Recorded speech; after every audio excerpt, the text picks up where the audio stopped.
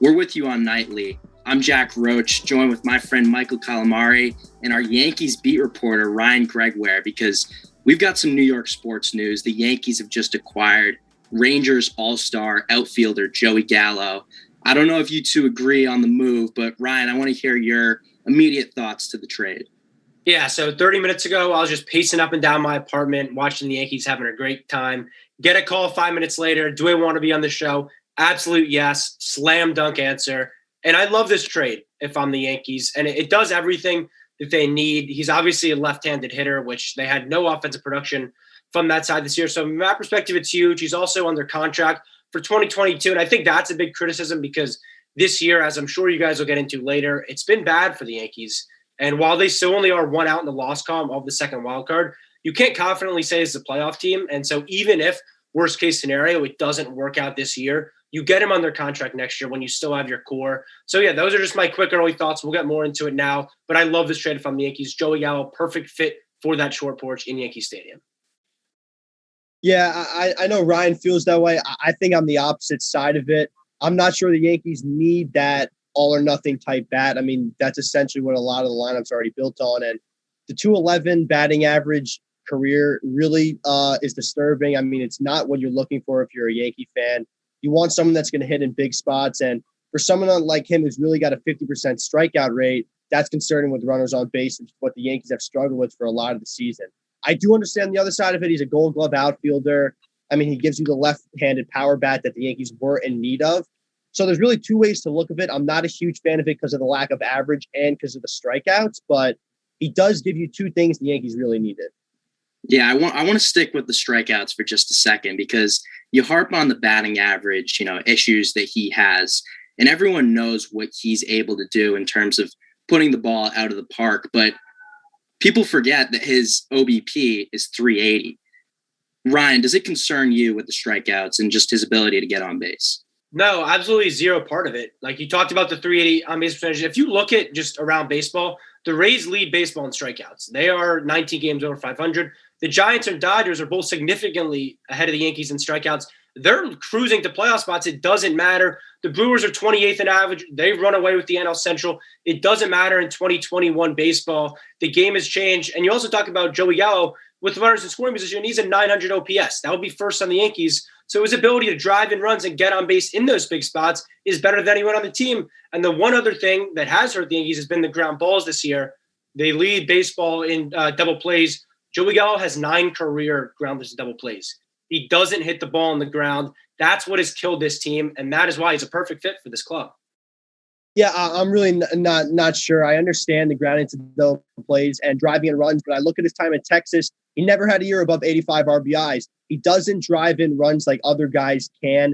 He does hit the long ball, but he's not a for sure guy to get in guys with people in running and scoring position. I mean, he strikes out practically 50% of the time. I mean, his last 15 games, he has 42 at-bats and he has 20 strikeouts. I mean, you're going to expect someone to go up there and strike out one out of every 2 at-bats. So if you're willing to be okay with that as a Yankee fan, then yeah, you love this move. But watching Yankee games, it's tough to see someone to go and strike out in big spots, especially in the playoffs. And that's when it matters most.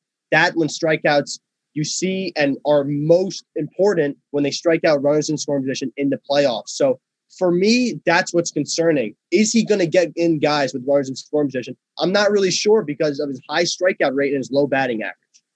Yeah, you can talk about, his lack of maybe production with runners in scoring position with the Rangers, but that's not a good baseball club. I think it's tough to knock him for the RBIs because they just don't have that many great players. And talk about the playoffs all you want, but the path that the Yankees are on without him, they're not trending in the right direction. I don't know if they're a playoff team without him. I'm still not convinced they're a playoff team with him. So you really need a guy that can get you there.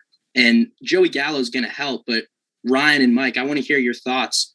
Do you think that the Yankees are going to make another move, or is this Joey Gallo move enough? Yeah, so if we look at yesterday, the Sessa move was obviously a precursor. You trade him really to free up that salary and 2 roster spots.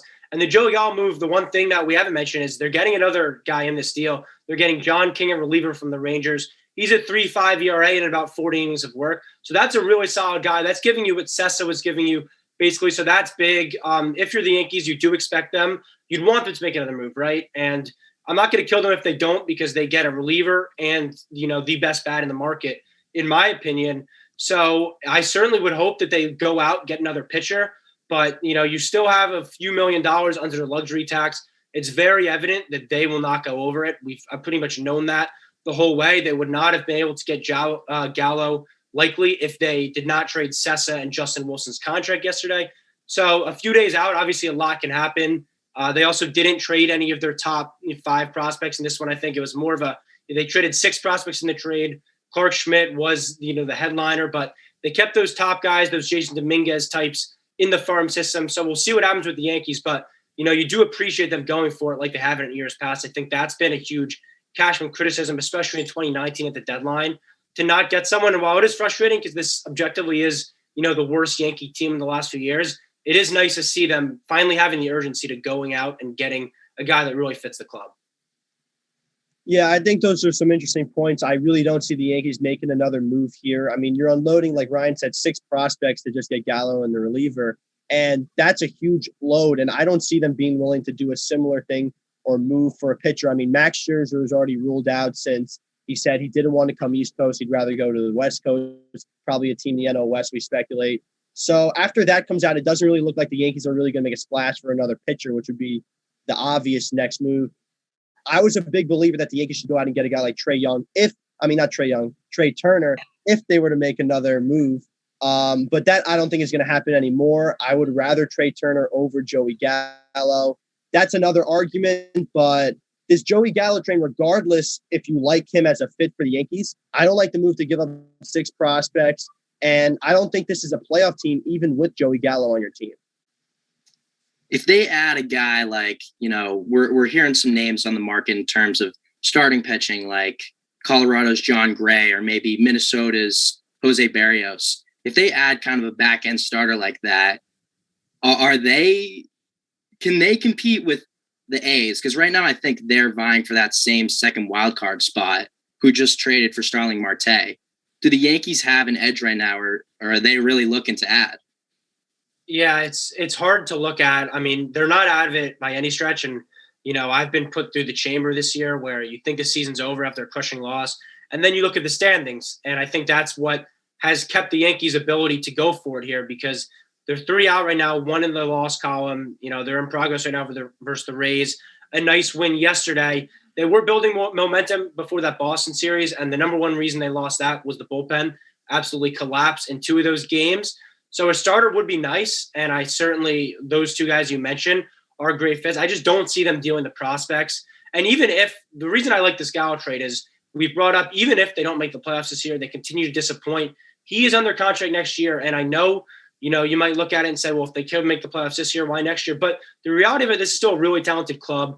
You've had, 7 just absolutely crushing, demoralizing losses that no other team has more than 1 of.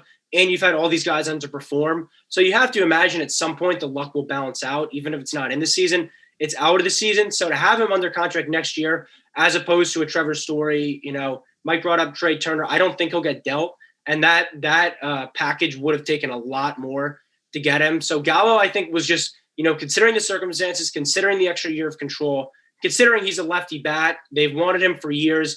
He really has. Also, if you look at the last, you mentioned the 211 hitter. While average clearly doesn't mean as much in today's game, he has turned himself around the last few years. 2019, he had a true breakout. You can attribute 2020 to a weird season. And I think with the spin rate stuff, he's really been able to get to those high fastballs in ways he wasn't in the past. So I really, you look at him, he's 27. He still has room to grow. And you get him under contract for a year and a half. He grew up a Yankee fan. It really is, in my opinion, a perfect fit. And regardless of what happens the rest of the way, it is encouraging to see Brian Cashman be aggressive. That, I think, is the number one takeaway here. And we just mentioned it because he hasn't been in the past, but, really good job from him to be willing to make this team better midseason. Yeah, I think, though, you're really going to see if this is a good trade or not, as you said, after the 2022 season, whether you re-sign Gallo on a huge max deal or you let him walk, you're going to either have a World Series ring or at least a pennant, or you're going to have lost 6 prospects and you're going to have to basically hit the drawing board again and try to figure out a way to piece his team together. So I think that the Yankees are really on the clock. If this doesn't work out this year and you don't make a run in 2022, then you have some real problems and you're going to look at this as a bad trade. I think that's the kind of trade it is. If you don't get a pennant or at least a World Series championship, then you've got some serious problems with this trade because you're going to have to re-sign Gallo for probably what's going to be a really, really big deal. And when you already have Stanton under contract and the Judge and Gary Sanchez contracts looming, there's a lot of problems now after that 2022 year. And you're probably going to have to let either Judge or Sanchez go, one of your core guys, and maybe even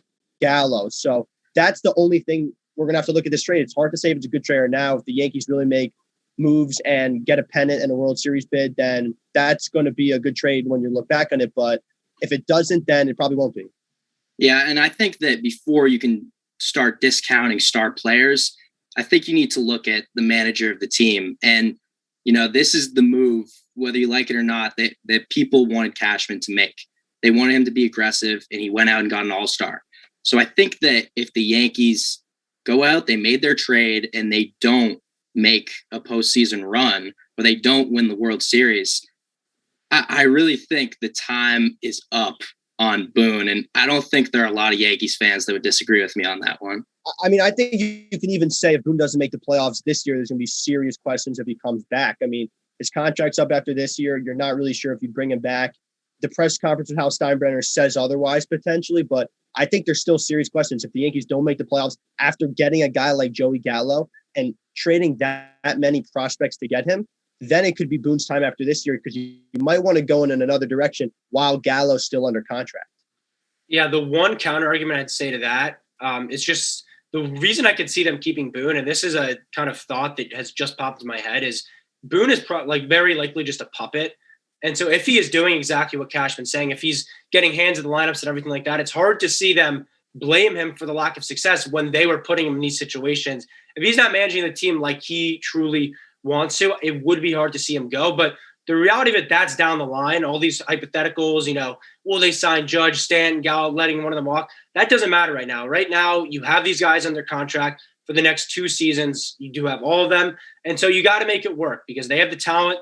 They've fallen short. And if Gallo is the move to get him over the top, it does not matter if they can't re-sign him in 2 years. It does not matter if they have to let a Gary go because you play for right now. And as we've seen with this Baby Bombers era, we thought it would be a dynasty. That's not how baseball works nowadays. When you have your moment, you got to strike. The Dodgers did with Mookie Betts. They get rewarded. We see it all the time. And so that's what the Yankees are doing here. I think they've learned their lesson from holding on to the prospects, and you just have to hope it's not too late for them. Yeah, where I disagree with that is I don't think it's the Yankees' moment, really. I mean, you talk about the Dodgers and Betts. I mean, they were one of the top teams in that division for years and had World Series bids. That's not really been the Yankees. And this is a team that's third in the AL East. They're 2.5 games back from the wild card. Although that's close, it's not what I would describe as a moment to strike and get your guy. And that's really where I disagree. I don't think the Yankees are in a place to be buying and unloading this much to get this guy because there's still an uphill climb to get into the playoffs. It's not like you have a playoff spot at the moment. So that's what really concerns me because I think there's a real possibility the Yankees are on the outside looking in at the end of this year. Final thoughts from both of you. We're just about 100 games into the season. Is this Yankees team a playoff baseball team? You forced me to say something right now. I don't like being forced into these positions, but I'll say they're going to make the playoffs as a wild card team. I've wavered a little bit here, but this move gives me a lot of confidence that they believe they're a playoff team. I also think for the guys in the locker room, it shows that the front office believes in them enough to want to add to the team. I think that does matter. You saw a spark in 2017 that a guy like Todd Frazier brought. He didn't really hit for them, but he added something in the locker room. Gallo, known to be a great teammate, everything like that. You want to force me into a position, Jack? Fine. Yankees will be a wild card team in 2021. Yeah, I'm going to go against Ryan. I'm going to say they're not a wild card team. I think there's too many good teams on this AL side. I don't think the Yankees are one of them. Their pitching's been hot, but that bullpen really looks weak, and they've been blowing games all year. I don't think it's all going to come together because it hasn't through 100 games, and I don't believe it's going to come together for the last 62. So for those reasons, they're not a playoff team for me. Yeah, to me, I just see that team, and they're so talented, and it's frustrating to see them struggle, even as a Boston Red Sox fan. But to me, I just see whichever addition in Oakland or in New York, whichever one works out better, I see them grabbing that second wild card.